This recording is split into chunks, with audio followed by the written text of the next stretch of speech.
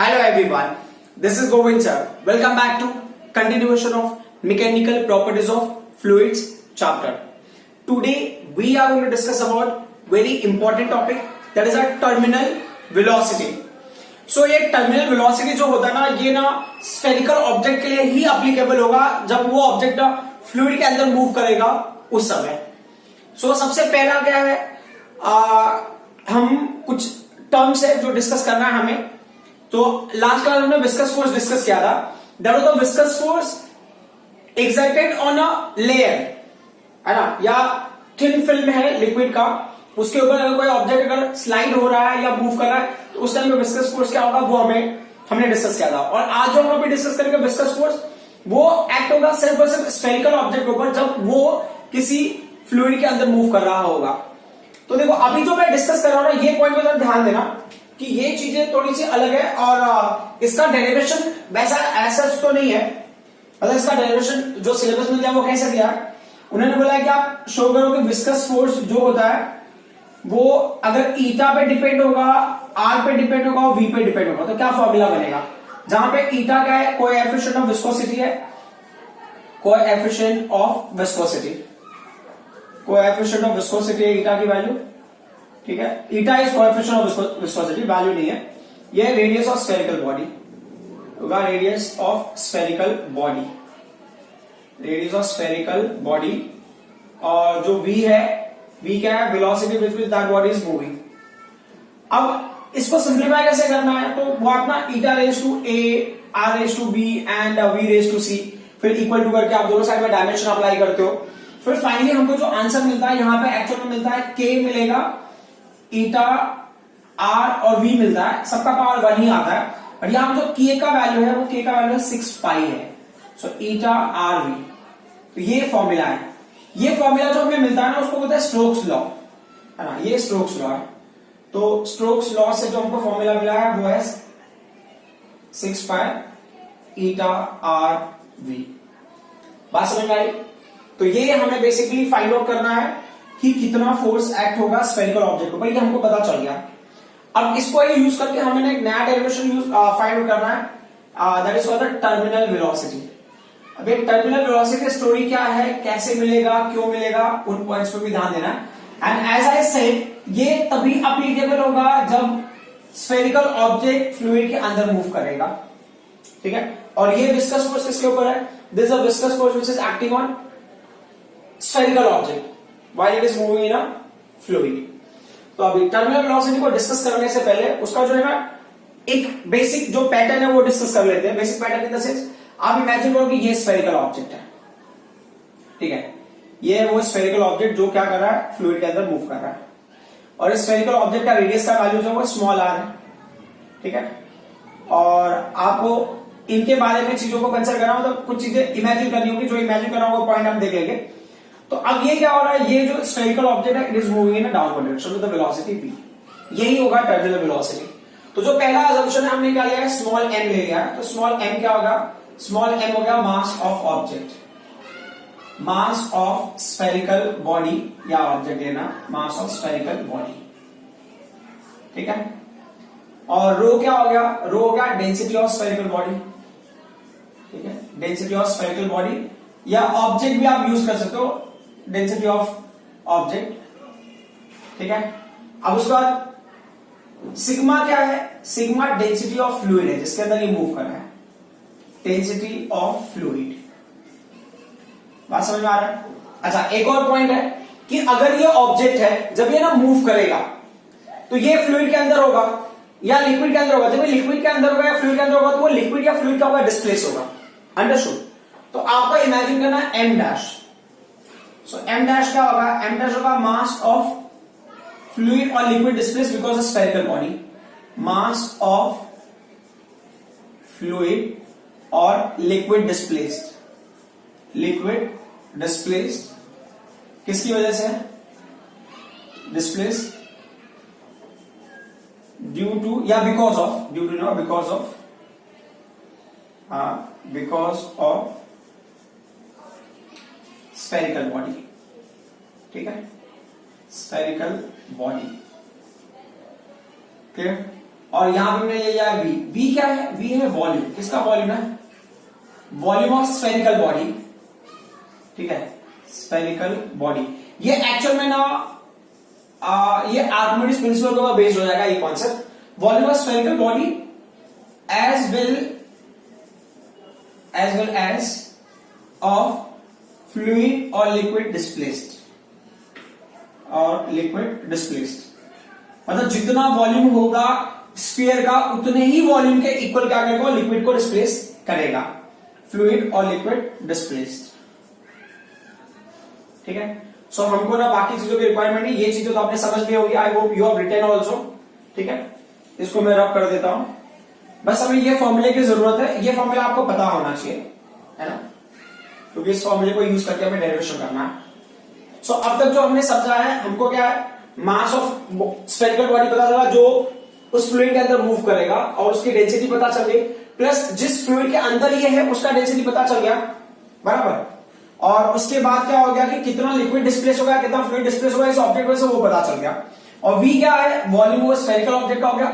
और किसका वॉल्यूम पता चल गया? जो लिक्विड डिस्प्लेस हो रहा है उसका वॉल्यूम में पता चल गया।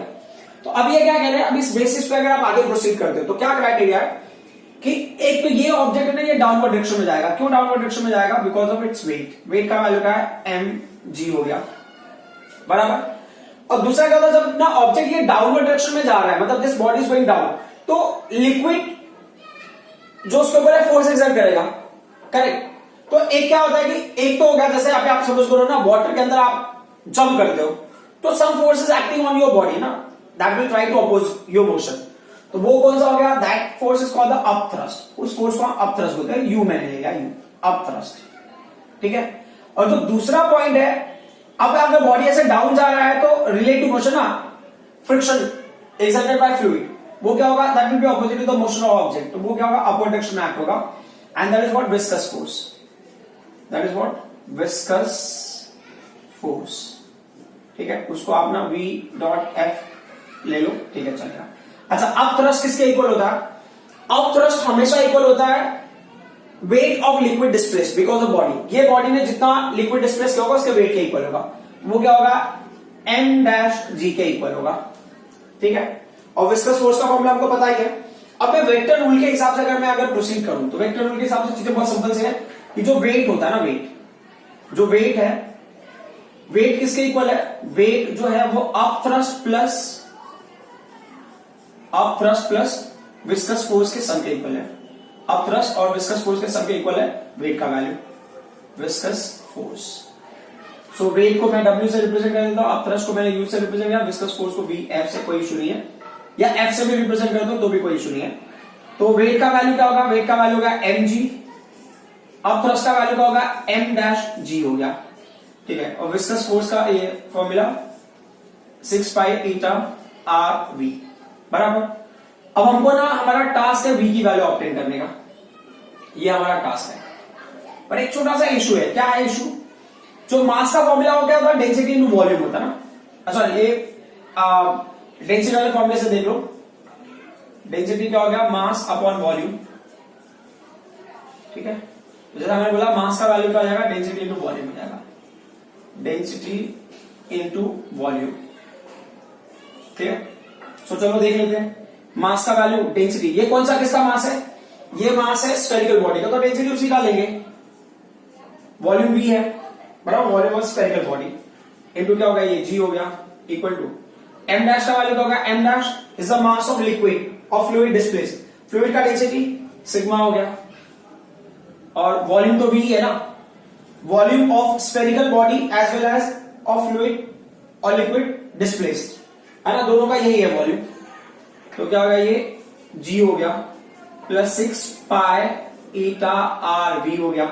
चलो, अब प्रॉब्लम क्या है ना, वॉल्यूम की वैल्यू पुट करनी है। तो देखो, जो वॉल्यूम इसका है वही वॉल्यूम तो फ्लूइड डिस्प्लेस का भी है, तो ये रो हो गया। देखो, अब इस स्फीयर का वॉल्यूम क्या होता है? 4/3 पाई R क्यूब होता है into small g, equal to ये सिग्मा हो गया, ये 4/3 pi small r cube into g हो गया, प्लस क्या हो गया? 6 पाई ईटा RV। तो ये वाली वैल्यूज को यहीं पे रहने देते, बाकी वैल्यू को शिफ्ट कर दो। तो 6 पाई ईटा RV का वैल्यू क्या हो जाएगा? 6 पाई ईटा आर बी का वैल्यू क्या हो गया। देखो ये वैल्यू उधर शिफ्ट करो तो वो रो वाली वैल्यू उधर रह जाएगी।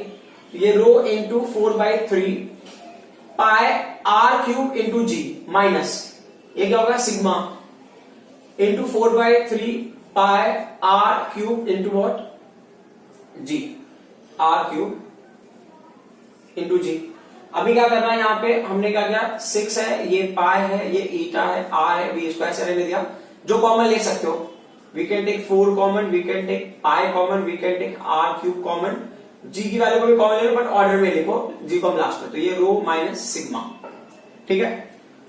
इसमें मुझे ऐसा लग रहा है कि ये आर की वैल्यू को हम सिंपली इससे कैंसिल कर सकते हैं बराबर। तो ये आर स्क्वायर हो गया और पाई की वैल्यू को भी सिंपली हम इस पाई से कैंसिल कर सकते हैं।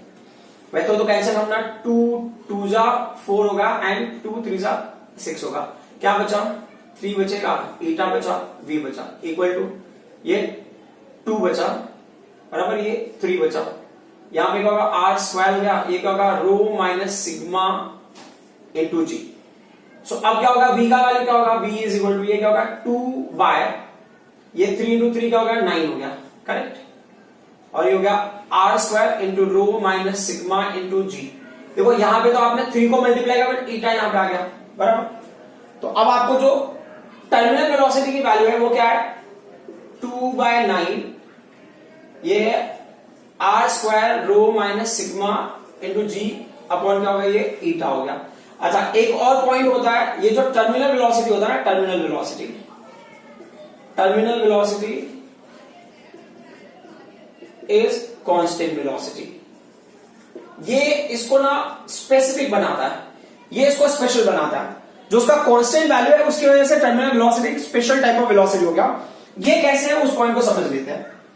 So what are the saying कि अगर कोई स्फेरिकल ऑब्जेक्ट है बराबर स्फेरिकल ऑब्जेक्ट को आपने रिलीज किया spherical object will start falling down after travelling certain distance ना वो क्या करता है कांस्टेंट वेलोसिटी एक्वायर करता है। Why will it acquire constant velocity क्यों क्योंकि ना जो वेट होगा बॉडी उसको ना अप थ्रस्ट और विस्कस फोर्स मिलकर क्या करे बैलेंस करे। ये इक्वेशन की वजह से और इस रिलेशन की वजह से ये जो ऑब्जेक्ट है वो क्या करेगा कांस्टेंट वेलोसिटी को एक्वायर करेगा। तो अब ऑब्जेक्ट क्या करेगा ना कांस्टेंट वेलोसिटी से ग्राउंड को अप्रोच करेगा। तो देखो ये जो इसका डे टू डे लाइफ में एप्लीकेशन है वो आप समझ लो। पैराशूट इतने हाई हाइट से हम जंप करते हैं तो आप पैराशूट से जंप करना जब ओपन करते हो आफ्टर ट्रैवलिंग सर्टेन डिस्टेंस और पैराशूट एक स्फेरिकल ऑब्जेक्ट है air is acting as a fluid तो क्या होता है कांस्टेंट वेलोसिटी एक्वायर कर लेता। तो टर्मिनल वेलोसिटी इज कांस्टेंट। तो जब वो ग्राउंड को लैंड करेगा कांस्टेंट वेलोसिटी से तो जब वेलोसिटी कांस्टेंट होगा एक्सेलरेशन की वैल्यू 0 होगी force excited on the ground is 0 ठीक है। मतलब वो जब सडनली जब पहली बार स्ट्राइक करेगा तो उस टाइम पे तो फोर्स एक्ट होगा बट क्या है अगर आप रिलेटिवली लोगे तो फोर्स की वैल्यू 0 होती है तो डैमेज के चांसेस बहुत कम हो जाते हैं। अंडरस्टूड। और दूसरा एग्जांपल होता है रेन ड्रॉप का। मान लो कि ना जिस हाइट पे क्लाउड है वहां से अगर छोटे छोटे स्टोन्स को अगर आपने ड्रॉप करते हो when those particles will strike your body आपके पूरे बॉडी को ना they will pass through your body.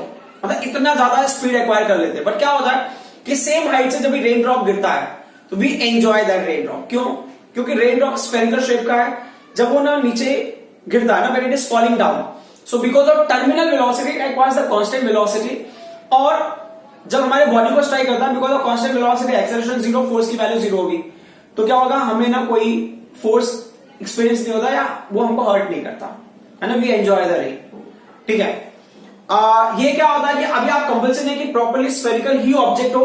अगर ये सेमी स्फेरिकल मतलब कि ना पूरा स्फेरिकल है अभी आजकल आपको दिखता होगा ना कि मतलब पैराग्लाइडिंग के लिए जब ये आ जाए तो वो कर्व में होता है मतलब it should have a certain radius ठीक है। वो कर्वेचर भी होगा तो भी ये पैटर्न को फॉलो कर लेता है। आई होप ये बात आपको समझ में आई होगी। अब हमने एक न्यूमेरिकल सॉल्व करते हैं इस कॉन्सेप्ट के ऊपर बेस्ड एंड विल सी कि किस तरह से एक्ट करता है। सो आई होप आपको ये टर्मिनल वेलोसिटी का कॉन्सेप्ट समझ में आया होगा एंड इट्स वेरी इंपॉर्टेंट मतलब आप देखो मैंने बताया था कि विस्कोसिटी ना हर जगह पे यूज करेंगे तो यू कैन सी हमने यहां पे भी विस्कोसिटी को यूज किया था। तो स्टोक्स लॉ आपको क्लियर होगा स्टोक्स लॉ से ही हम इसको डिटरमाइन कर सकते हैं otherwise will be very difficult. तो viscous force for the Stokes law ठीक है। अब ये क्वेश्चन देख लो आप इस क्वेश्चन को हमें इस फॉर्मूले के थ्रू क्या करना सिंप्लीफाई करना। तो लेट्स सी कि क्या क्या वैल्यूज दिया हुआ है क्वेश्चन में। The terminal velocity of a copper ball of a radius 2.0 mm falling through a tank of a oil. यहां पे ना देखो टेम्परेचर दिया क्वेश्चन में और कंफ्यूज करने के लिए दिया है, तो उसमें कंफ्यूज होने की जरूरत नहीं है। वापस से देखो, terminal velocity of a copper ball of radius 2.0 mm है ना, रेडियस की वैल्यू 2.0 mm है, तो रेडियस की वैल्यू है 2.0 mm। अभी मुझे पता नहीं इसका यूनिट कन्वर्ट करना है नहीं करना, अगर करना है तो सेंटीमीटर में या मीटर में, that will see. 2.0 mm falling through a tank of oil eight 20 degree Celsius is 4.9 centimetre पर सेकेंड। अच्छा, यहां पे वेलोसिटी की वैल्यू दिया है 4.9 मीटर पर सेकेंड, 4.9 सेंटीमीटर पर सेकेंड। तो ऐसा लग रहा है शायद इसको सीजीएस में कन्वर्ट करना पड़े। लेट्स सी, आगे भी बढ़ते हैं। Compute the viscosity of oil eight 20 degree Celsius, मतलब वो सेम टेम्परेचर आपको कोएफिशिएंट ऑफ विस्कोसिटी कंप्यूट करना है, मतलब कैलकुलेट करना। विस्कोसिटी मतलब कोएफिशिएंट ऑफ विस्कोसिटी कैलकुलेट करनी है। Rho for the oil, density of oil is 1.5 into 10³ kg per meter cube। ये ऑयल का डेंसिटी है, कितना दिया है 1.5 into 10³ ये क्या होगा kg per meter cube। मतलब ये क्या है SI यूनिट सिस्टम है, तो इसको भी SI यूनिट सिस्टम में लेना पड़ेगा। तो ये 2 into क्या होगा 10⁻³ हो जाएगा मीटर, और इसको भी मीटर में लेना पड़ेगा। तो 4.9 सेंटीमीटर को मीटर में 10⁻², तो ये क्या हो जाएगा मीटर पर सेकेंड। ठीक है, अब ये ना डेंसिटी ऑफ ऑयल हो गया, उसके अंदर क्या है ना कॉपर का बॉल अगर मूव कर रहा है, तो रो क्या है, rho is the density of object and sigma क्या है, डेंसिटी ऑफ फ्लूइड है। तो ये सिग्मा है, सिग्मा।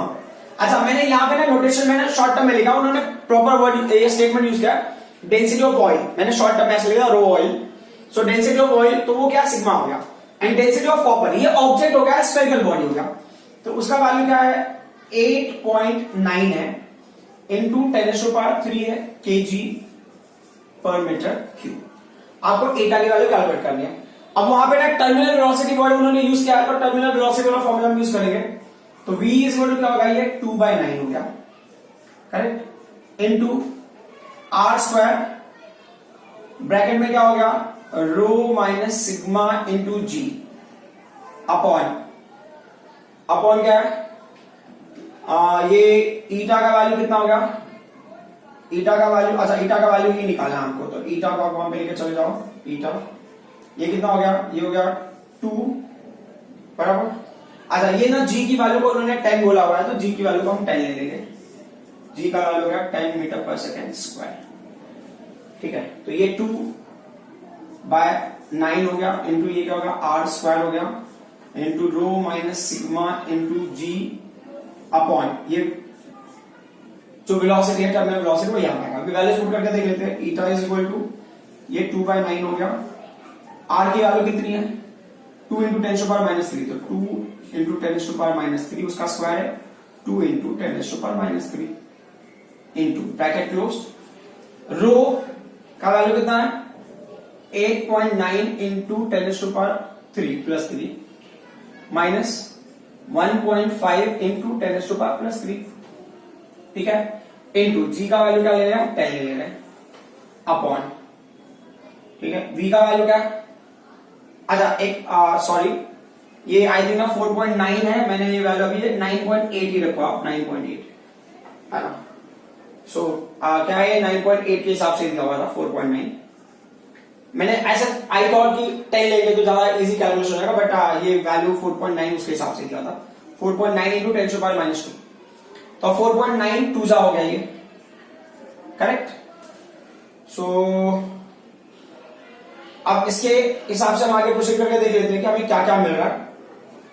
सो अभी क्या क्या वैल्यूज है देख लो, ये 2 2 जा 4, 2 जा 8, 2 जा कितना हो गया 16 हो गया, बराबर है ना। तो ईटा का वैल्यू क्या होगा ये 16/9, क्लियर, इंटू 10⁻³ 10⁻³ क्या होगा 10⁻6 हो गया, क्लियर। एंड ये 10⁻² है डिनोमिनेटर में, उसको भी लिख लेता हूं 10⁻²। अब यहां पर 10⁻+3 कॉमन ले लो आप, 10⁻+3 हमने कॉमन ले लिया, ब्रैकेट में क्या होता है 8.9 माइनस 1.5, तो ये कितना होगा 9 माइनस 5 क्या होगा 4 होगा, ये 7.4 हो जाएगा, 7.4। ठीक है, अब 7.4 को 16 से मल्टीप्लाई कर देते हैं, 16 4 जा 6 4 जा 24, क्लियर, 6 7 जा 42, 44, एक होगा 4 एंड 7, कितना होगा ये 4 8 और 11 हो गया। तो ये कितनी वैल्यूज हो गई, ये कैंसिलेशन करोगे 10⁻⁴, -4 उसके साथ में ट्रीट करेंगे तो ये ईटा का वैल्यू कितना होगा, ये कितना आया 1184, मतलब 118.4 डिवाइडेड बाय 9 इंटू कितना होगा ये 10⁻⁻1। क्लियर। अब इसको और डिवाइड करके देखते हैं कितना आएगा वैल्यू, ये 118 यहां ठीक है। अभी 9 से कैंसिलेशन करो कितना होगा, 9 1 जा 9, ठीक है 184 इज व्हाट 9 1 जा 9, ये 2 हो गया, 9 3 जा 27, ठीक है, फिर 9 1 जा, सो अगर ये 118 है तो क्या होगा 13.1 हो जाएगा ये। सो ईटा का value is what 13.1 into 10⁻⁻1, so eta is equal to 1.31। अच्छा इसका यूनिट क्या होगा, तो ये एसआई सिस्टम में लेंगे तो ये डेकापॉइज हो जाएगा, या इसका यूनिट होगा न्यूटन सेकेंड पर मीटर स्क्वायर, और ये क्या हो जाएगा pascal second. So I hope whatever I explained up till now, you people understood. Thank you very much.